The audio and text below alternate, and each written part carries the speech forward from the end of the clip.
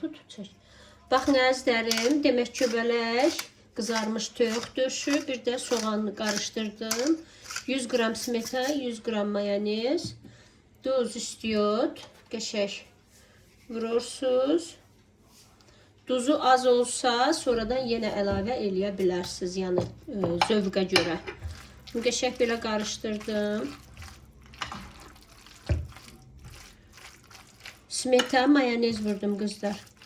Gördüyünüz kimi belə gözəl. Bunu da üstünü düzəldəcəm.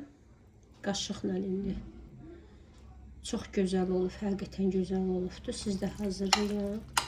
Bunu belə düzəldirəm ki, qəşəng olsun. Üstündən də pendiri qoyacaq. Olacaq bomba. Polad pendirini. Eləsin. Ha. Demək bu pendir olar. Bu daha gözəl olur. Bunu da belə örtürsüz. Sonra txovkada 200-250 dərəcədə 20 dəqiqə, 30 dəqiqə, yəni baxır o sizin peçiniz əzizlərim.